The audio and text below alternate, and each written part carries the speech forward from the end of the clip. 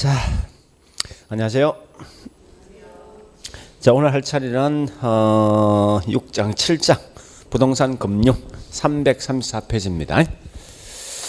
자, 우리 지난주 했던 게 이제 했던 걸 좀 정리할 건데 이 투자가 그렇게 쉽지는 않습니다. 그래서 항상 제가 강조하는 건 절대 이 내용을 다 앞뒤 연결하려고 생각하지 말고 보통 안에 이 문제가 7개에서 한 8개 하는데 그 중에 한 5개 정도 맞춘다라고 생각하시고 전혀 모르는 게 아예 포기해버리라고 날려보내고 적어도 우리 항상 결혼 가면 선택에 집중입니다. 그러니까 아는 건 철저히 내 걸 가져가시고 모르는 건 가까이 버리시라고. 이게 훨씬 현명한 작전이니까. 자, 일단 첫 번째요. 투자에서 테마가 총 7개 테마가 있죠.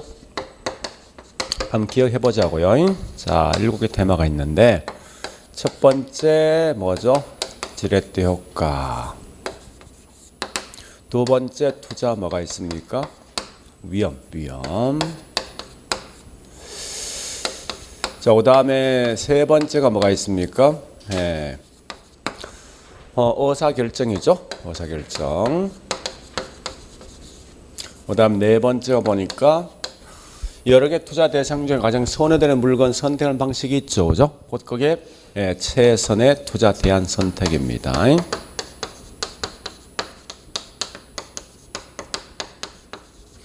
그 다음에 다섯 번째 보니까 화폐에 대한 시간 가치. 그러니까 지금 우리 이제 기초 강의니까 이 각각에 있는 내용 중에 주로 어떤 걸 공부해야 될 것인가, 또 이런 기본 개념 자체가 뭐가 있을까, 이거 마시면 돼요. 시간 가치. 그 다음에 여섯 번째 보니까 영업수지 계산표. 자, 여덟 번째가 투자 분석 기법이죠. 기법 이렇게 있는데, 그러니까 총 이렇게 7개 테마가 있는데 각각 있는 테마 중에 가장 중요한 핵심이 뭔가 한번 쭉 봐보자고요. 자, 일단 지렛대란 건 가장 중요한 건 이런 거죠. 타인의 힘을 빌려서 결국은 뭐요? 자기 자본 수익이 어떻게 변할까 알아보는 거죠. 그죠? 즉 은행 금리를 싸게 빌려온 만큼 내가 이익을 보게 돼 있어요. 은행금 비싸면 내가 손해 보게 돼 있습니다. 그래서 항상 저당과 자기 자본 수익 관계를 따져보는 건데, 이때 저당 수익률이 올라간다 이 말은 그만큼 내가 뭐 있습니까? 손해 보는 거죠. 이게 무슨 지렛대? 부의 지렛대. 거꾸로 저당 수익이 떨어진다 이 말은 은행 금리를 싸게 빌려온 만큼 내가 이익을 보게 돼 있죠. 이익을 본다, 이게 다른 말로 정의 지렛대입니다. 이렇게 좀 정리해 보시고, 자, 앞으로 이 위험이라는 말을 좀 잘 기억하셔야 돼요. 특히 우리 투자에서는 위험이라는 말 뜻은 꼭 기억하시는데, 이 위험은 내가 망했다 이런 말이 아니라 내가 이만큼 수익이 나올 거라 예상했는데 실제 수익은 이 예상되는 수익과 실제 수익이 차이가 나는 경우 있죠. 그런 게 다른 말 위험이라고. 그러니까 항상 위험에 대한 개념을 묻는 순간 뭘 보는가 하면요, 실제 수익과 예상되는 수익이 어떻게 달라질 것인가, 오차를 갖다 묻는 거죠. 그래서 이 위험에 대한 유형이 꽤 많은데 이 유형은 절대 암기하지 말고 원인 자체 결국 제목이 된다 생각하시면 돼요. 즉 무슨 말인가 하면 사업상 위험 나면 사업을 잘못함에 따라서 예상된 수익과 실제 수익이 달라지는 현상이고, 이게 다른 말로 사업상 위험이고, 이자 위험은 결국은 이자율이 변동함에 따라서 수익성의 변동입니다.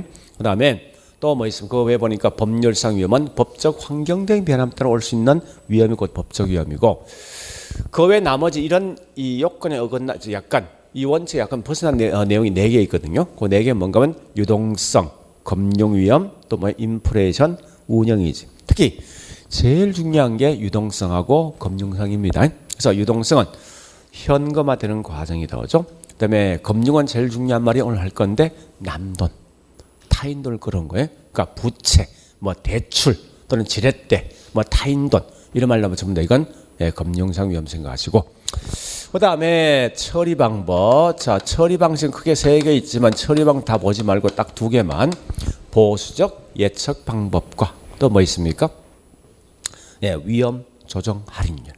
그러니까 보수는 안정이지. 안정 결국 뭐 있습니까? 위험을 줄이는 방식인데, 수익이 보니까 가장 높은 거, 낮은 거, 중간 거 있으면 그중에 가장 낮은 수익을 잡아서 실제 투자할까 말까 판단하는 겁니다. 그 다음에 위험 조정은 위험이 있을수록 조정하는 거지. 위험이 있으면 더 높은 할인을 적용하는 방식입니다. 그래 보시고. 자, 의사결정은 내가 이런 조건이 있을 때 투자할까 말까 판단해 주는 방식인데, 자, 일단 수익률이 크게 두 개 있죠. 어떤 수익률? 기대 수익률과 요구 수익률. 가치는 무슨 가치? 시장 가치하고 어떤 가치요? 투자 가치. 그죠?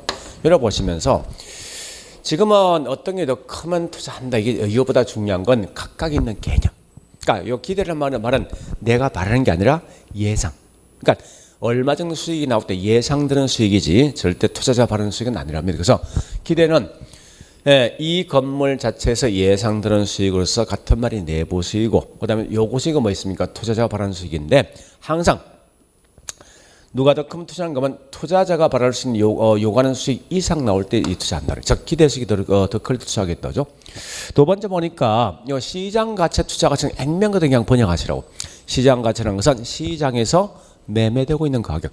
10억 한다, 5억 한다, 이게 시장 가치고, 투자 가치는 뭐 있습니까? 투자자는 내가 느끼는 가치요.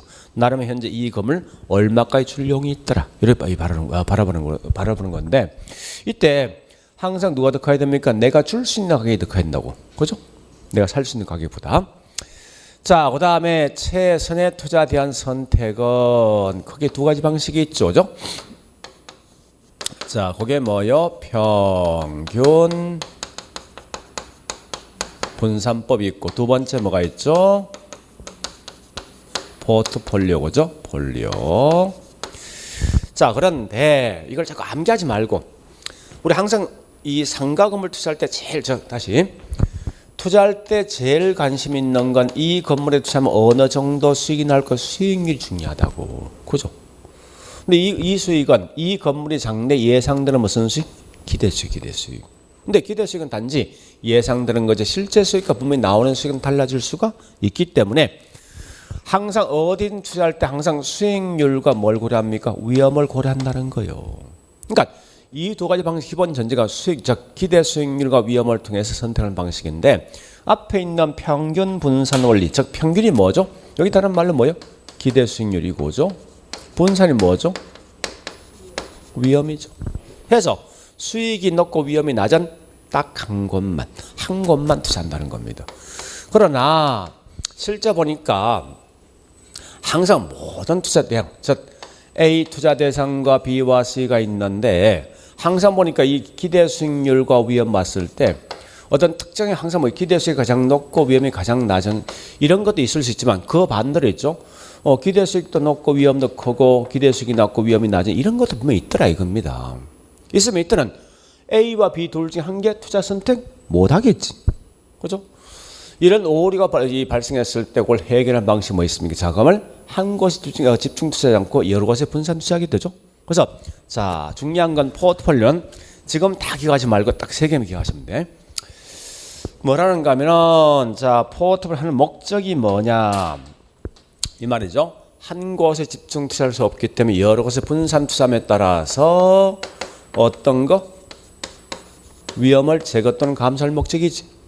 그러면 이때 쓰고 위험은 어떤 위험을 제거할 목적입니까? 비체계지. 어떨 때 훨씬 더 많은 위험을 제거할 수 있을까 알아보는 게 뭐예요? 상관계수. 상관계수 값은 무조건 뭐 있습니까? 낮을 때만 위험 제거할 수 있지. 요것만 지금 기억하라고.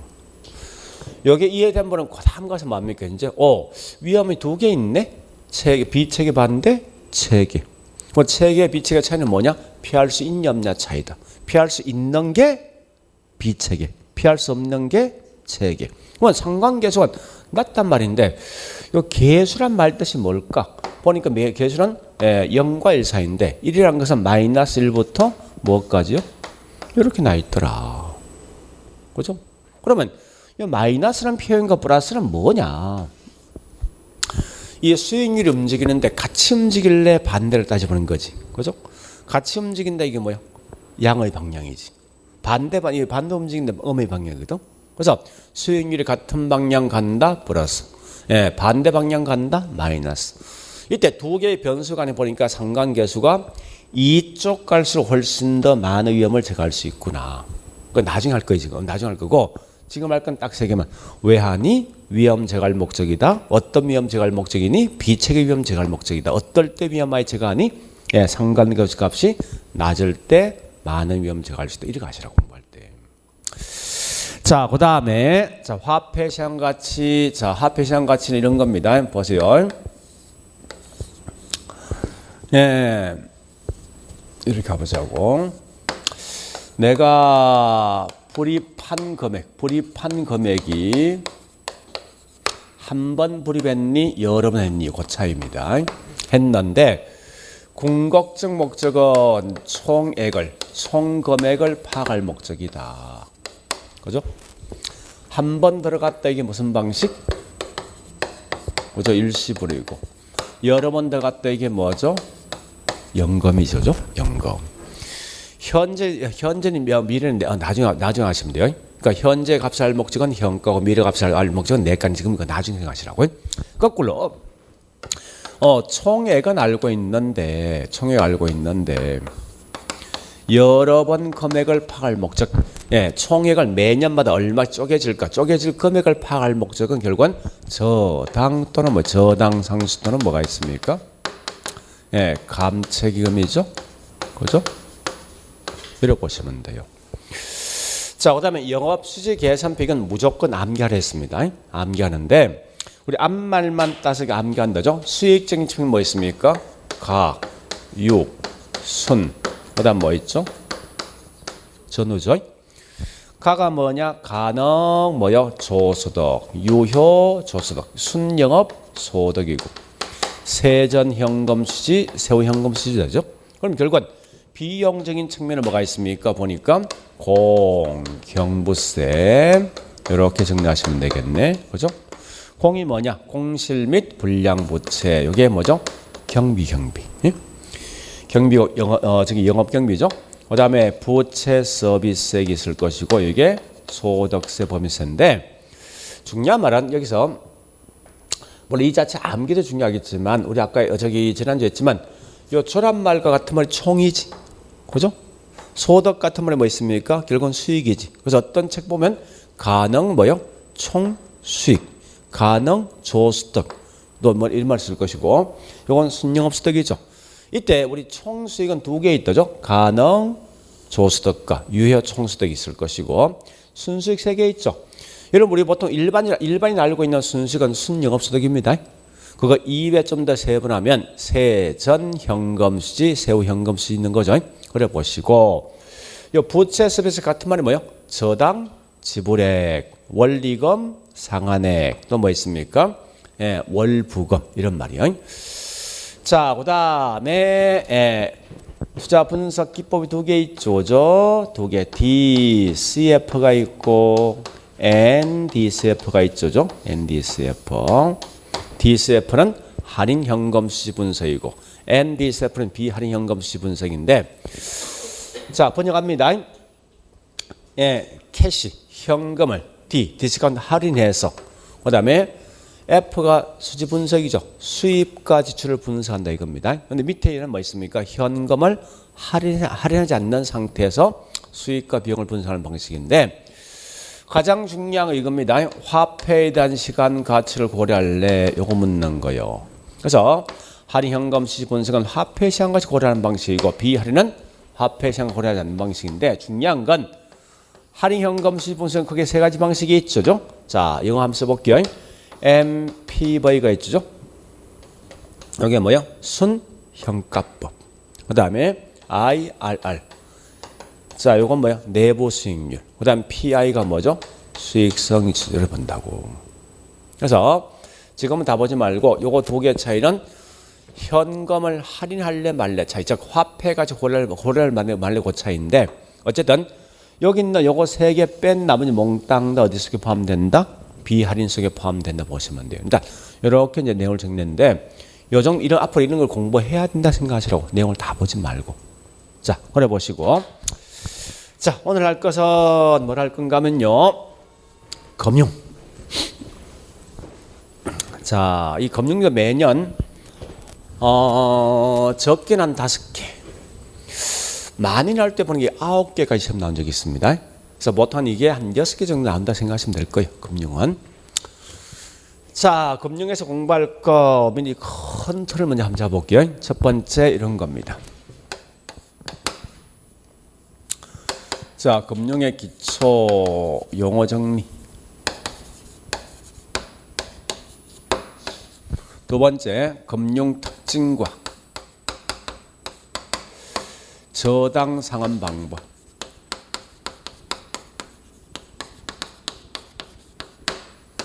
세 번째, 저당 유동화 제도하고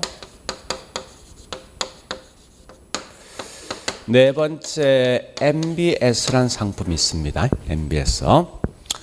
자, 다섯 번째, 리츠. 그 다음에 프로젝트 파이낸싱. 프로젝트 파이낸싱. 여섯 번째, 한국에 대한 금융. 한국 금융 중에 중요한 건 이런 겁니다. 특히 두 개 보금자리로 있고 그거 봤는데 주택연금, 주택노후연금이 있습니다. 이 말은 뭔가 하면 노후연금. 연세가 있는 분이 퇴임했을 때 이 뭐 있습니까? 집은 가지고 있지만 결국은 생활비가 없으니까 할 수 없이 집을 담보해서 결국은 연금형 들어 생활비 쓰는 방식입니다. 자, 여기서 총 6개 테마인데 어쨌든 중요한 건 여기서 보통 이제 나올 게 2개 있습니다. 2개. 요 두 문제 있고 요거 2개 보통 합쳐서 한 문제 나온다. 하나. 그다음에 여기서 보니까 이게 1개 또는 2개 나온다고. 그다음에 이게 1개 나오게 돼 있어요. 그럼 결국은 이렇게 딱 정리하면 뭐 있습니까? 2개, 3개, 4개, 5개, 한 6개 시험 나온다. 적어도. 그래서 얘도 앞뒤를 서로 연결하지 말고 이렇게 쭉쭉 테마를 끊어서 보시라고. 자, 그러면 제일 먼저 첫 번째 기초 용어. 자, 우리 책에 보니까 334페이지죠? 금융. 자, 제일 먼저 금융이란 말 뜻이 뭘까? 개념.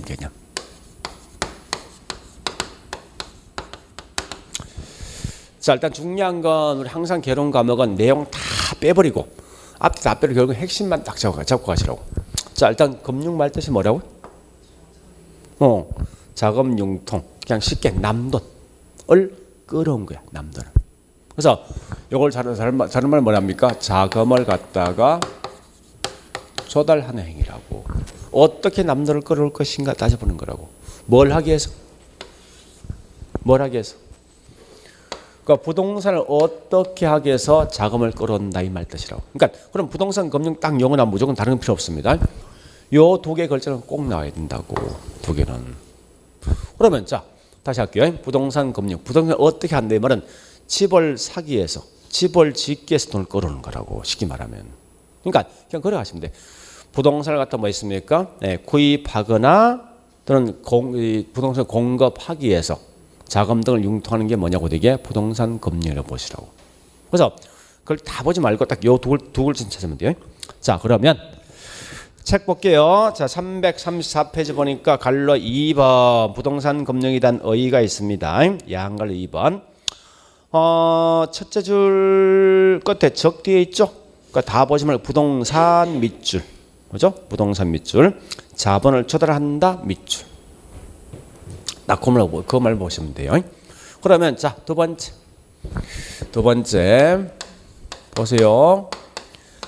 자, 자금을 갖다가 조달 금융 동원 방법.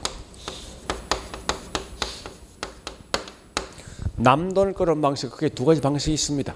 요건 꼭 좀 기억하세요. 꽤 중요하니까. 단답형인데. 요건 보니까 우리 책이 어디 있는 책에 좀 뒤에 있습니다. 뒤에 가보니까 여기 있네. 361페이지. 자, 크게 2개 있어요. 지분금융과 무슨 금융? 부채. 부채 금융 두 개 있더라. 자, 제일 먼저 보세요.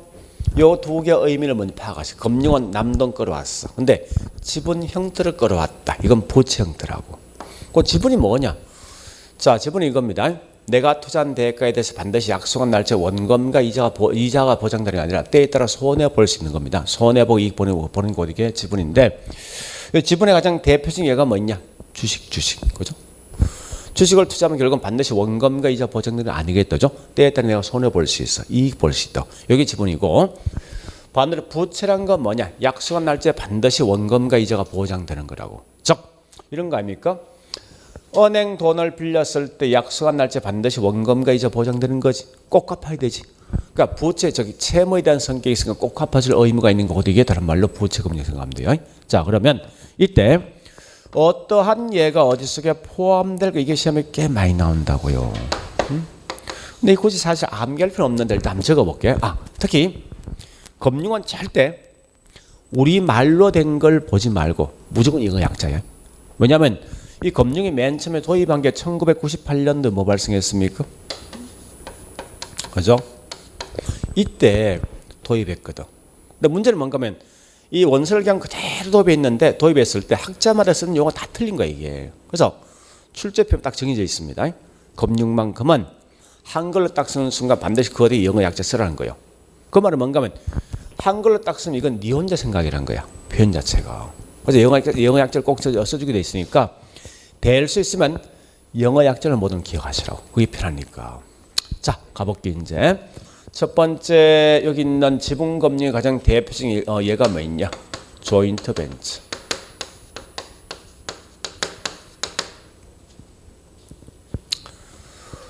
자, 조인은 합친다 이거죠? 그죠? 벤처 회사거든요. 그래서 이걸 우리말로 뭐랍니까? 합자 회사 이 말 뜻이라고. 자, 그 다음에 신디케이트. 신디케이트란 말이 신디케이트. 공동 이 말이죠. 공동. 자, 그거 입에 뭐가 있는가 하면 또 보니까요. 리처, 펀더, 그 다음 프로젝트 파이낸싱 이를 보시면 돼요.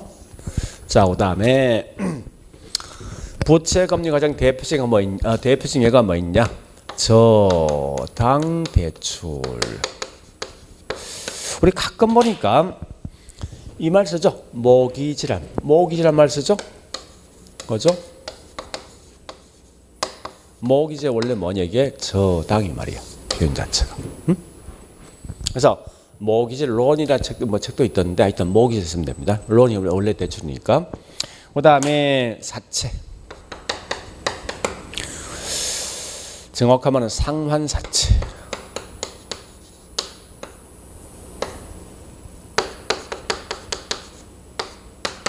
상환은 반드시 갚아줄 사채.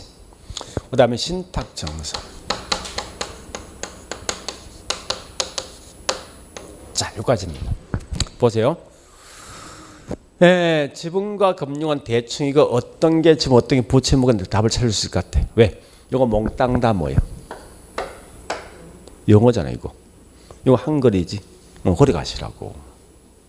물론 이때 자, 지분주의 가장 대표적인 이거 입에 돼 있어. 한글이 딱 두 개 있거든요. 유무상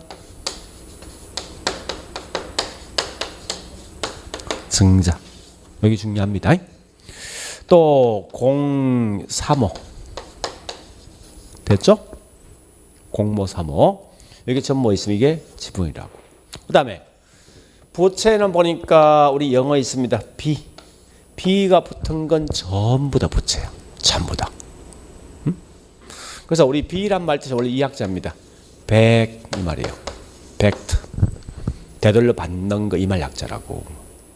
그래서 이 B를 보면 어떤 게 있는가 꽤 많거든요. 하여튼 가장 대표적인 MBS, CMBS, 그다음 ABS 이거 위에 더 있습니다.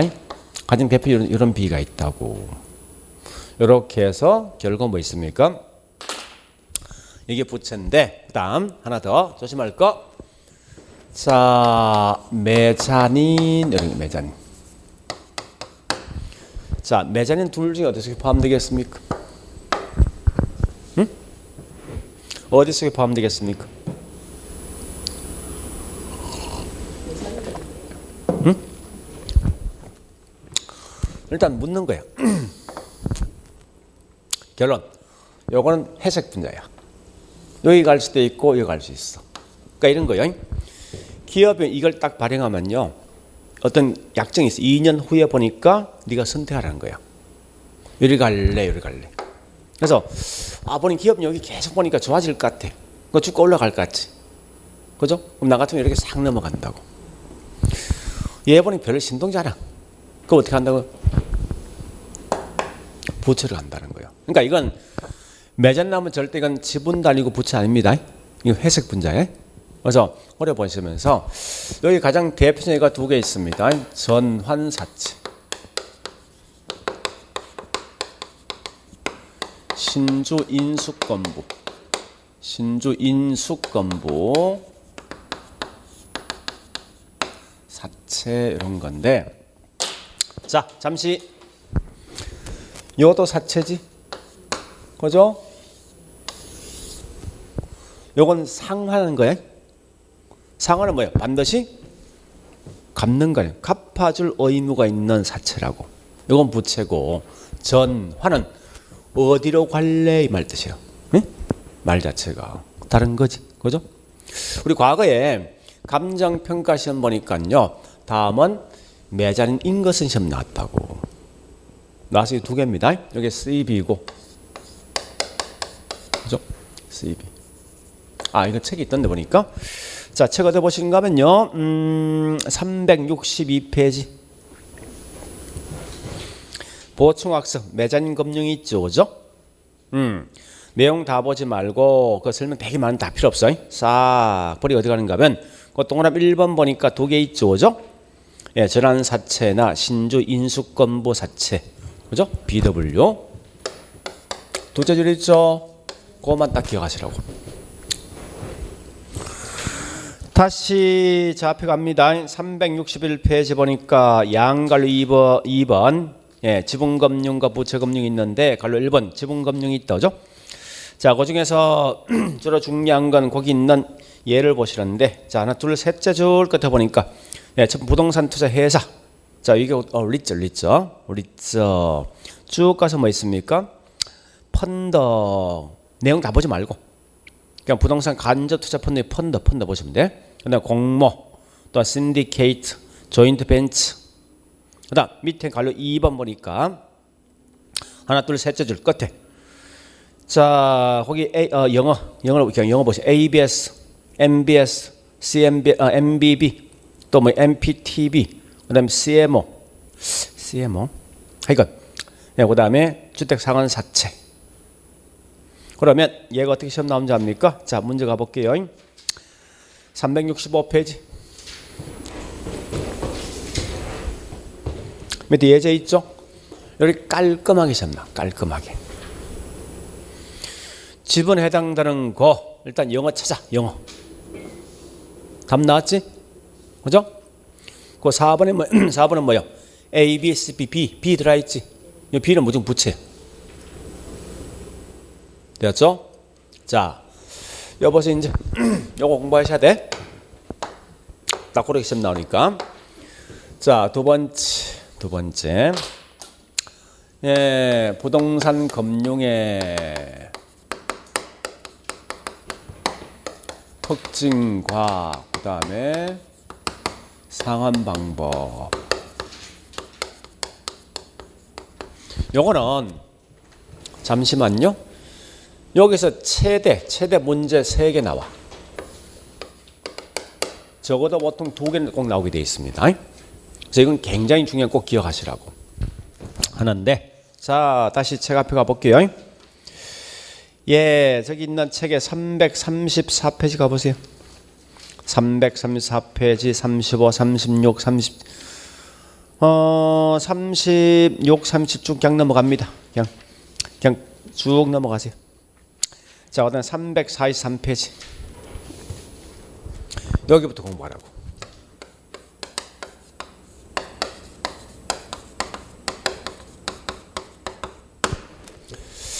자, 이 부동산 금융 특징은 요건 자주 시험 나오니까 이건 반드시 안 되면 암기하시라고.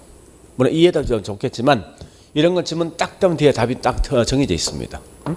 그래서 바로 암기하시는데, 자, 일단 제일 먼저 요거부터 할까요? 금리부터. 자, 우리가 많이 알고 있는, 일단 책 볼게요. 343페이지 그 1번에 부동산 담보대출 관련 기초용어 있는데, 자, 양갈로 1번, 양갈 2번, 이건 그냥 쭉 넘어가세요. 지금 하지 말고. 자, 실제 중요한 건 346페이지. 자, 금리부터. 우리가 많이 알고 있는 금리는 대부분 고정금리와 무슨 금리예요? 변동금리죠. 원래 이거 이해한 게 돼 있습니다. 있는데 단지 알 것은 개념만 기억하시라고. 그럼 첫 번째 보니까 고정금리란 말 뜻이 뭐예요? 고정금리? 네? 대출 실행 시점부터 만기까지 뭐 똑같은 금리가 된 거지, 그죠? 그래서 대출 기간 내내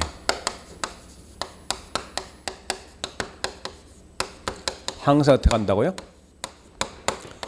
동일한 금리로 하는 거 아니에요? 그죠? 이게 고정금리고, 변동금리란 건 중간중간 뭐야? 금리가 변동이 있다는 거지. 그죠? 자, 보세요. 변동금리는 대출 사전 약정에 따라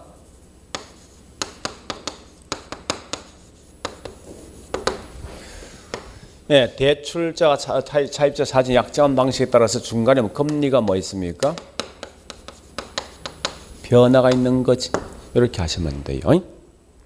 그러면 두 번째, 요 금리는 어떻게 책정될 것인가? 여기 중요한데, 공식이 이건 참고로 있죠. 대출자가 차입자는 지급하는 금리는 반드시 이건 실질금리가 아니라 명목성 금리입니다. 요건 아셔야 돼요. 그래서 자, 명목성 금리는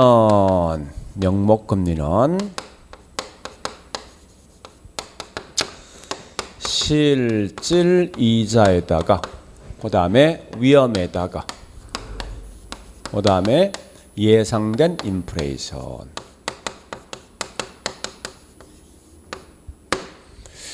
정확한 공식 알 필요 없어. 이런 말 나오더라. 실질금리, 예상 인플레이션. 이건 고정금리에 대한 설명이라고. 거꾸로 변동금리는 이 말입니다. 변동금리는 기준금리에 뭐가 포함되냐? 가상금리가 포함되는 금리가 곧 이게 변동금리다. 그러면 자, 여기서 잠시만요. 자, 우리 기준금리란 건, 기준금리 가장 대표적인 예가 뭐 있냐 보니까 이런 겁니다. 양도성 예금 정세인 CD금리하고 그 다음에 코픽스 이런 거요. 자, 우리 책은 보니까 특히 이 책을 쓴 분이 금융에 좀 많이 관심 꽤 많은 것 같아요.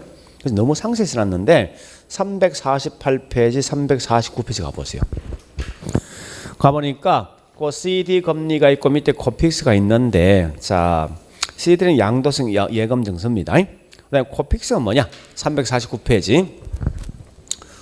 저희 이코노미 같지만 그냥 제가 번역 드릴게요. 여말 약자요. 펀더 인덱스. 그래서 코 픽스 이 약자라고. 그러면 코스트가 뭐죠? 펀드가 뭐요? 자금 조달 이 말이야. 지수죠. 번역해 볼까? 자금 조달 비용 뭐요? 지수이 말 뜻이야. 쉽게 말하면. 자, 이게 말이면 그냥 이코노미 같지 말고 한번 들어보라고. 은행들은 돈이 필요한 사람은 돈을 갖다 빌려주는 거 아니에요? 그죠? 그럼 결국 은행들은 돈을 빌려줄 때 제일 중요한 것은 은행 일정은 뭐 돈이 있어야 될 거 아니에요. 그죠? 그 결국은 돈을 은행도 뭐 끌어와야 되지. 이게 자금 조달이지. 어떻게 끌어옵니까? 끌어오는 방법. 저축한 돈도 있을 것이고 채권 등을 발행한 비용도 있을 것이고 그죠? 등등 자금 끌어올 때 비용이 있지. 즉 저축 금리, 채권 수익이 있어요. 이런 비용을 전부 다 뭐 있습니까? 합쳐서 평균에서 만들어진 게 이게 코픽스라고. 자금 조달 비용이라고. 이제 이게 일종의 기준금리입니다. 다만 할 것은 이 내용을 굳이 알지 말고 CD라든지 코픽스는 결국은 변동금리에서 기준금리 한 예라는 거 아시면 안 돼. 쉽게 말해서. 그래 보시고 그 다음에 가상금리요. 이 가상금리는 뭔가 이겁니다. 개인의 신용 상태에 따라서 결국 금리가 달라지는 거예요. 얘가 조만간 돈 띄면 저기 도망갈 것 같아. 그러면 금리를 올리겠죠. 신용이 굉장히 좋으면 금리 낮출 거 아니에요. 그러니까 이 가상금리 측정은 뭐 있습니까? 개인의 신용 이렇게 가시라고. 그래서 다만 암기하지 말고 이렇게 보시면 돼. 이렇게 설명되어진 건 결국은 변동금리다. 이거 아시고 두 번째 이와 같이 CD나 코픽스 반드시 무슨 금리요? 기준이지 결국은 가상금리는 아니더라. 이거 마시라고. 요거까지만. 그래 보시고 그러면 자 일단 요거 했던 걸 책에 있는 내용들 중에서 몇 개만 정리해 볼게요. 자 어디 가는가 하면 346페이지 큰 2번 고정금리와 변동금리 양갈 1번. 자 첫째 줄 대출 계약 당시 약정 금리로 초기부터 만기까지 핵심이 그죠? 초기부터 만기까지 원리금을 상환하는 방식이다. 그게 고정금리죠. 그래 보시고 자 우측에 있는 양갈 2번. 자 변동금리는 중요한 방식이 이거죠. 첫째 줄 사전에 약정한 방법으로 일정 기간마다 대출 금리를 조정한다. 이 말 나면 변동이라고요. 그러면서 그 밑에 있는 대출 금리 박스에 있죠? 그죠? 남아있는데 대출 금리는 어떻게 됩니까? 기준금리 플러스 가상금리다. 그래 보시고 그냥 그 정도 보시라고. 다른 거 책 읽지 말고. 자 다시 7번 보시고요. 지금 하고 있는 이 내용 우리 책에 좀 많이 빠졌더라고요. 그러니까 내가 봤을 때 오히려 쓸데없는 이런 거 뭐 있습니까? 대단히 뒷장에 348 이런 거 쓸 시간 있으면 요걸 좀 쓰면 좋겠는데 이런 걸. 자 보세요 이제. 인플레이가 발생되어지면 이게 더 중요합니다. 대출자와 차입자 중에 누가 이기고 누가 손해볼 것인가 요걸 정리하시라고. 이익과 손해를 갖다가 느낌상 모르게 인플레이 등이 발생되면 대출자 차입자 누가 이익 봅니까? 느낌이. 자 해볼게. 보세요. 이런 겁니다. 1년 전과 현재 한번 따져볼게요. 1년 전에 금 한 돈이 10만 원짜리가 현재는 20만 원 정도 하더라. 인플레 맞죠? 지금은 결국은 이 10만 원 가지고 금 한 돈 살 수 있습니까? 못 사는 거지. 이런 게 다른 말로 인플레이션, 즉 화폐 가치 떨어졌다 또는 물가 올라간 거예요. 그러면 내가 은행에 보니까 1년 전에 10만 원 빌렸을 때 약정된 방식 보니까 현재 이자 포함해서 보니까 이 정도 돈을 갚더라 이겁니다. 만약에 그러면 이때 보니까 아니 은행들은 뭐 있습니까? 원칙은 이 물가 등을 고려한다면 나한테 적어도 이거 이상 받아야 될 거 아니야. 그죠? 실제 받는 금액은 요거 받는 거지. 거꾸로 차입자는 물가 등을 고려하는 원칙은 이만큼 돈을 갚아야 될 거 이렇게 갚는 거 아니에요? 그죠? 그럼 결국 이때 보니까 뭐 있습니까? 인플레 등이 발생되어지니까 이익은 누가 봅니까? 차입자의 대출자요. 기억하셔야 돼. 네? 손해 누가 봅니까? 되겠죠? 대출자. 그 다음 임차인가 임대 누가 이익이에요? 누가 손해요? 되었습니까? 자, 그래서 우리 이 말 들어본 적 있죠? 인플레 등이 발생되어지면 소득에 대한 재분배 효과가 있다 들어봤습니까? 그게 이 말이에요, 이 말. 응? 자, 그러면 실제 시험은 이렇게 한다 이렇게 됩니다. 이 말 대신에 예상 인플레이션보다도 실제 인플레이션이 높다면 이라고 하시면 된다고. 자, 잠시. 또 이런 문제 있어. 이렇게 되면 어떻게 될까 걱정하는 사람들 이거 시험 절대 안 내. 무조건 실제가 높다면 이라고 시험 내게 돼 있다고. 자, 이게 이 말 같은 거예요. 제가 실제 보여줄게요. 자, 보세요. 대출 실행 시점에 일단 이 금리는 무조건 고정금리야. 고정금리. 자, 여기 있는 실행 시점 보니까요. 네, 맨 먼저 실질 이자가 3%입니다. 그런데 3년 후에 보니까 예상되는 인플레이션이 3%가 발생할 거라고 예상되어진답니다. 그러면 고정금리는 그냥 단순히 계산하죠. 대출 실행 시점 미리 뭐 있습니까? 인플레가 포함되는 거지. 그죠? 이때 보니까 고정금리가 얼마 되냐? 6%에서 대출 기간 내내 똑같이 가더라 이겁니다. 이게 원래 고정금리 아닙니까? 그죠? 근데 막상 우리 실제 3년 딱 들으니까 실제 인플레이션이 웬걸 5%가 발생했다 가정해보자고. 그러면 원칙은 나한테 8% 해야 될 거 지금 얼마 주고 있습니까? 6% 주고 있는 거지. 그죠? 요거만 결국 뭐 있습니까? 은행들은 손해볼 것이고 반대로 차입자는 결국 이익 보는 거죠. 요 말을 좀 기억하시라는 거예요. 중요한 건. 자, 두 번째. 그래서 세 번째입니까? 자, 그래서 뭘 보는가 하면요. 요걸 시험 낸다고. 최초 대출 금리가 낮은 게 고정금리와 그다음 변동 중에 누가 될 것인가. 두 번째, 따라서 대출자가 훨씬 더 선호하는 금리는 누가 될 것인가. 이런 걸 시험 낸다고. 그리고 왜 그럴까 그 이유가 뭐냐 이런 걸 보통 시험 내게 돼 있다고. 자, 가볼게요. 다시 보세요.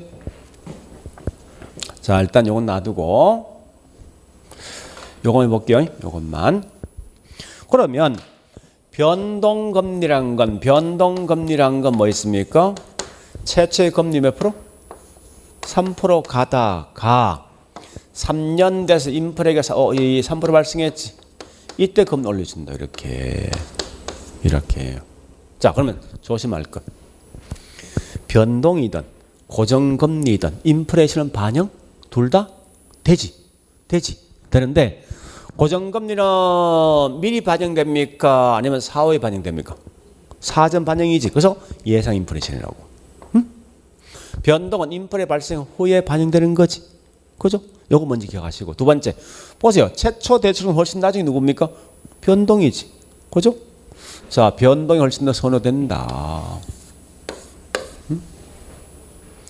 그럼 왜 여기 있는 변동이 훨씬 더 선호될까 하는 건데, 자, 보세요. 이거 아닙니까?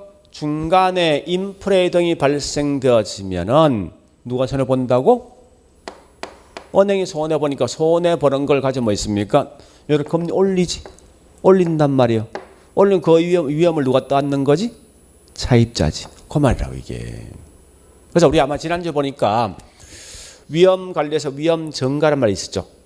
그 중에 변동금리 위험 증가거든. 왜 그러냐?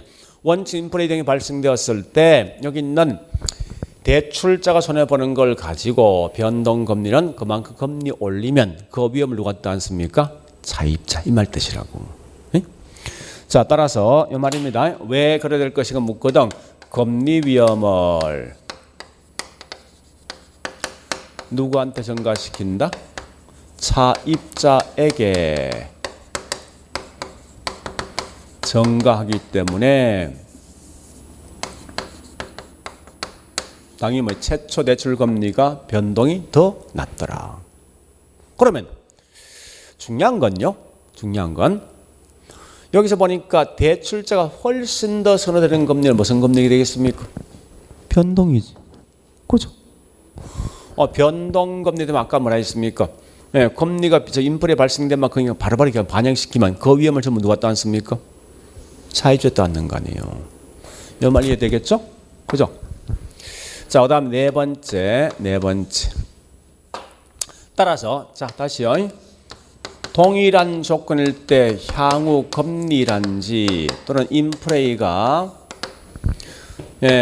금리가 상승되고 인플레이가 발생할 거라면 예상되어진다면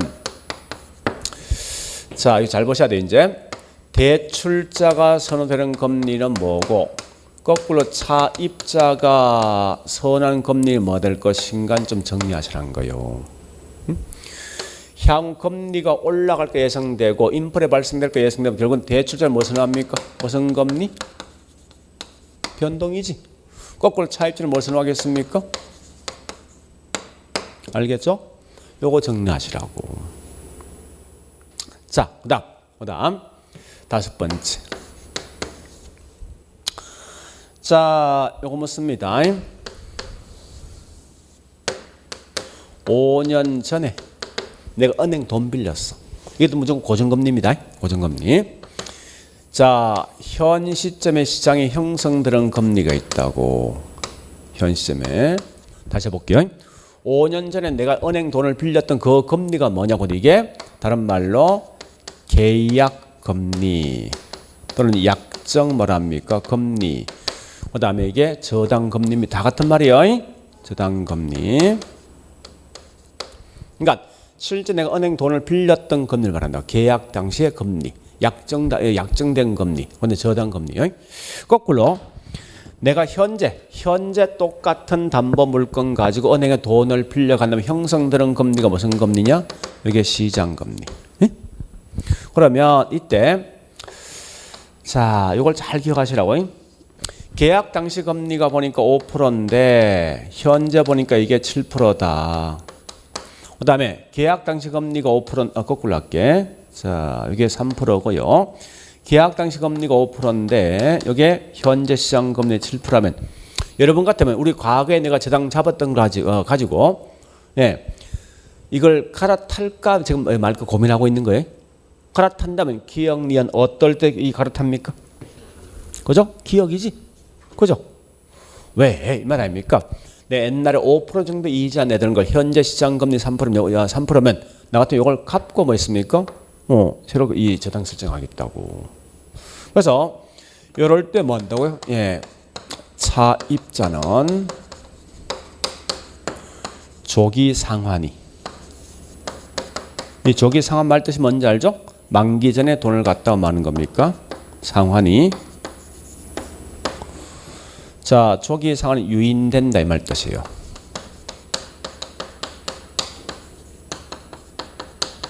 이 말이라고. 그러면 이럴 땐 갈아타겠습니까? 그냥 가겠습니까? 가겠지, 그죠? 자, 일단 갈 건데 그러면 은행들은 시장 형태를 봤을 때 원래 나한테는 7% 받아야 될 거 현재 5% 받고 있는 거지, 그죠? 그럼 결국 요것만 은행들은 사실 손해보는 거 아닙니까? 그래서 이렇게 딱 나면 이건 무조건 은행들은 수익성이 악화된다 그랬습니다고요. 이거 시험 꽤 많이 나오는데 자, 이때 어떻게 공부하냐? 혼돈을 줄 수 있는데 어떻게 공부하냐면 이거 잊어버리고 무조건 요거 하나에 판단하시라고. 그래서 시장 금리가 낮을 때 나가라타. 거꾸로 시장 금리 올라가면 이거 무조건 저는 뭐 있습니까? 은행들은 피본다 생각하라고. 알겠죠? 그러니까 오히려 이것만 생각하고 시장 금리가 낮을 때는 갈아탄다 이렇게 하라고. 자, 여기 있는 이 5개는 시험에 굉장히 많이 납니다. 그러니까 남은 이미 나는 답을 알고 있어요. 그냥 답이 툭 튀어나와 있다고 그만큼. 다시 이 말 한 이 말 딱 뜨는 순간 있는 놈이 피보는 거야. 응? 있는 놈이. 이렇게 기억하시고. 그 다음에 여기 있는 요 말은 뭐 있습니까? 최초 금리가 낮은 거는 변동이지. 이건 이해될 것 같아요. 같이 묶어보면. 왜 그럴까 묻거든? 금리 위험을 가지고 차입자는 증가하기 때문에 결국은 변동이 훨씬 더 손해된다고. 그래서 이걸 좀 정리하시는데 우리 아쉽게도 우리 책은 보니까 이게 좀 도망가 있어요. 사실은. 자, 책 보겠습니다. 자, 책 어디 있는가 하면요. 여기 있습니다. 자, 저기 있는 346페이지.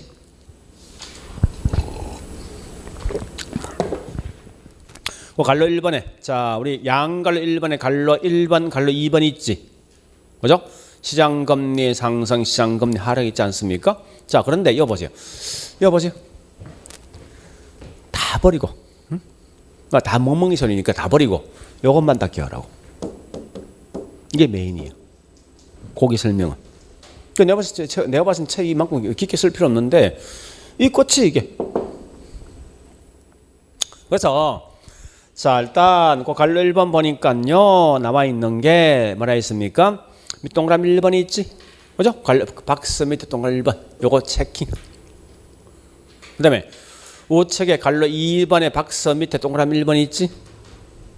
그거만 기억하시라고. 다시 하자고. 자, 갈로 1번 시장 금리가 올라가면 은행들이 피 보는 거지. 우측에 갈로 2번 시장 금리 하락 무조건 갈아타는 거지. 갈아타는 같으면 이 차입자의 뭐야? 조기에 상환 유인되는 거지. 그것만 기억하시라고.